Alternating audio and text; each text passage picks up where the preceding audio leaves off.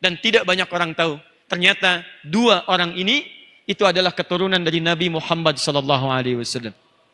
Kiai Haji Ahmad Dahlan bin Kiai Haji Abu Bakar. Teman-teman sekalian, setelah fase jahiliyah atau maqabla jahiliyah, bi'alaqah tujariyah, dalam hubungan bisnis, tahawalat ilal marhala islamiyah, pindah kepada fase keislaman. Tahawalat ila marhala da'wiyah, pindah kepada fase dakwah.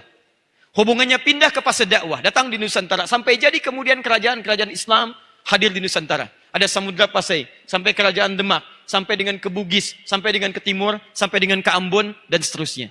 Secara singkat, setelah berkembangnya nilai-nilai keislaman di Nusantara itu, difikirkanlah oleh para tokoh-tokoh kita pada masa itu, supaya Islam mesti berkembang dengan benar di negeri tercinta itu.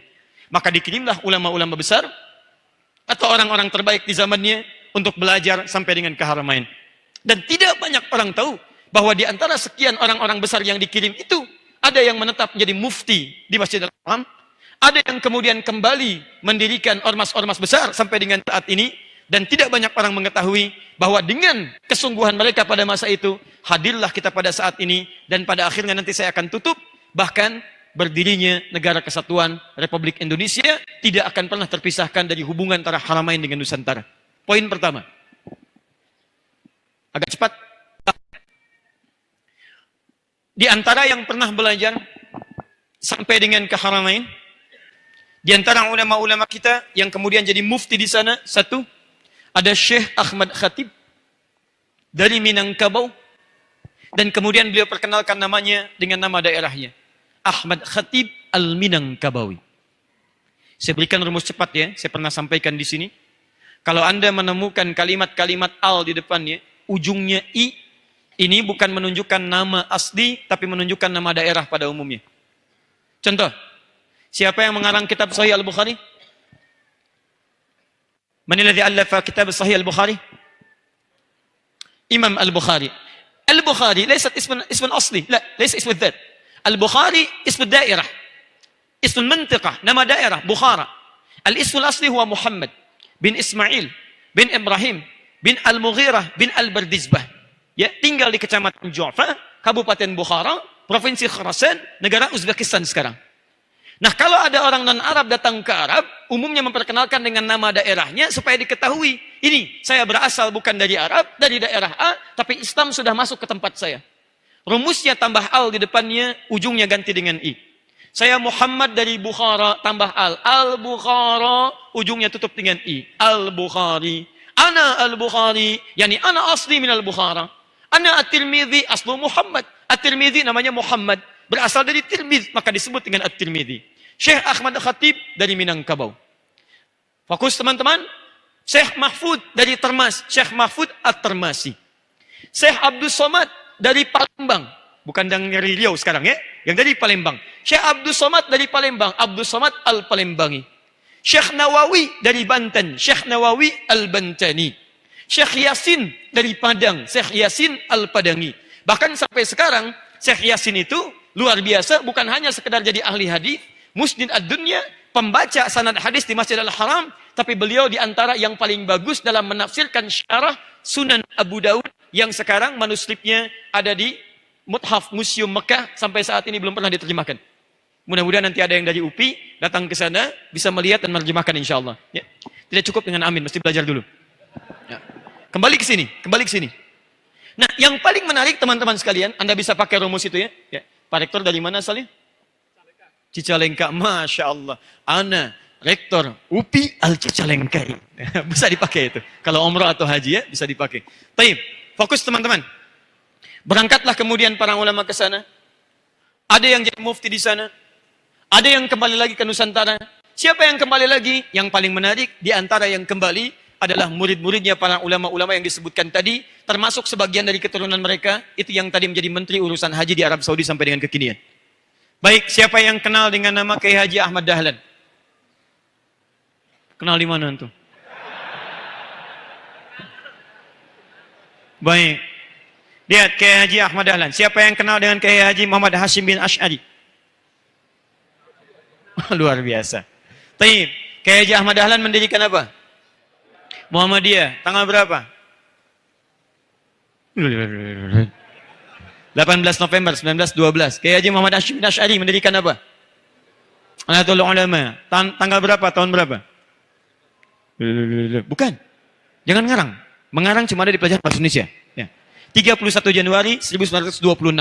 Tidak banyak orang mengetahui kalau dua ulama besar ini adalah muridnya, di antaranya Syekh Ahmad Khatib Al-Minangkabawi. Belajar bersama kemudian ilmu falak, dasar bahasa Arab, dasar keislaman di Semarang pada Kiai Haji Soleh Darat, berangkat kemudian ke Mekah, berguru di sana, walaupun nanti pada akhirnya keduanya berdakwah dengan cara yang berbeda. Kiai Haji Hashim Muhammad Hashim bin Asy'ari lebih fokus kepada urusan hadis, mengambil kemudian sanad-sanad hadis sampai beliau punya sanad Imam Al-Bukhari, Sahih Al-Bukhari, sanad Sahih Muslim, sanad Sunan Abu Daud, sanad Sunan An-Nasa'i, sanad-sanad yang lainnya, dan fokus pada penulisan kitab-kitab keislaman. Menulis 19 kitab dari kitab pertama sampai dengan kitab terakhirnya. Sampai nanti mendirikan Ormas Nahdlatul Ulama. Kiai Haji Ahmad Dahlan ini juga muridnya. Anda bayangkan, murid Syekh Ahmad Khatib Al-Minangkabawi. Pulang ke Nusantara. Kalau saudara yang tadi fokus pada urusan penulisan, maka yang ini fokus pada urusan pengamalan dakwah langsung dalam nilai-nilai keseharian. Maka kalau yang satu menulis, ini yang menerangkan isi tulisannya. Beliau mendakwahkan isi Quran, mendakwahkan isi hadis. Dalam bentuk apa? Ada ta'lim, ada kemudian bikin sekolah, ada kemudian bikin pengobatan dan sebagainya. Dan tidak banyak orang tahu. Ternyata dua orang ini itu adalah keturunan dari Nabi Muhammad SAW. Kiai Haji Ahmad Dahlan bin Kiai Haji Abu Bakar bin Kiai Haji bin Kiai Ilyas bin Kiai Sulaiman bin Demang Jurang Juru Kapindo bin Demang Jurang Juru Sapisan bin Kiai Gerbek. Siapa Kiai Gerbek ini? Keturunan dari Sunan Giri, Raden Ainul Yakin. Siapa Raden Ainul Yakin ini? Adalah keturunan dari Maulana Ishaq. Siapa Maulana Ishaq ini? Anak dari Ahmad Jamalil Kubra. Siapa Ahmad Jamalil Kubra? Anak keturunan dari Ali Zainal Al-Kabir. Siapa Ali Zainal Al-Kabir? Keturunan dari Ali Zainal Abidin. Siapa Ali Zainal Abidin? Keturunan dari Sayyidina Husain radhiyallahu taala anhu. Siapa Sayyidina Husain? Anak adik daripada Al-Hasan. Siapa Al-Hasan? Anak daripada Ali bin Abi Thalib radhiyallahu taala anhu. Siapa Ali bin Abi Thalib? Suami dari Fatimah Az-Zahra radhiyallahu taala anha. Siapa Fatimah Az-Zahra? Putri Muhammad sallallahu alaihi wasallam bin Abdullah bin Abdul Muttalib bin Hashim bin Abdul Manaf bin Qusay bin Murrah bin Kilab bin Ka'ab bin Ghalib bin Fihir bin Malik bin Nadar bin Kinana bin Khuzaimah bin Mudrika bin Ilyas alaihissalam bin Nizar bin Mudar bin Ma'ad bin Adnan bin Addi bin Adri bin Muqawwam bin Nahur bin Tarikh bin Ya'rub bin Yasjub bin Nabit bin Ismail alaihissalam bin Ibrahim alaihissalam bin Azar atau bin Nahur bin Abir bin Kinan bin Arfakhshad bin Sam bin Nuh alaihissalam bin Matushalah bin Kinan bin Anwas bin Thith bin Adam alaihissalam. Ayo terjemahkan, terjem. Yang Anda bayangkan, yang datang ke Haramain ulama besar, datang ke Haramain keturunan Nabi, datang ke Haramain untuk belajar, datang ke Haramain untuk menimba ilmu, pulang dari Haramain mengajar, pulang dari Haramain mendirikan ormas besar, pulang dari Haramain berdakwah. Luar biasa. Di sejak zaman dulu ketika datang haji, umrah, belajar. Tidak ada yang datang ke sana baca undang-undang dasar misalnya, atau baca Pancasila.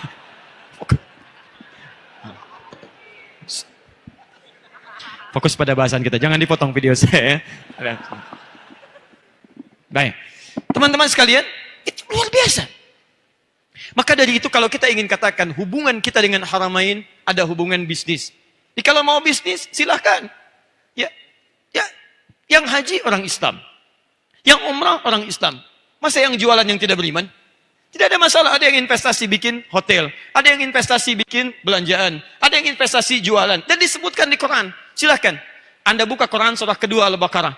Dari ayat 198 sampai dengan ayat 199. Laisa alaikum junahun an tabtaghu fadlan min rabbikum. Hei, tidak ada dosa bagi kalian kalau saat musim haji tiba, ada di antara kalian yang tidak berhaji tapi ingin berjualan. Karena itu jangan kaget, 3 bulan sebelum musim haji, kami pernah bertugas di Mekah tahun 2010, itu sudah ada orang-orang yang menyiapkan.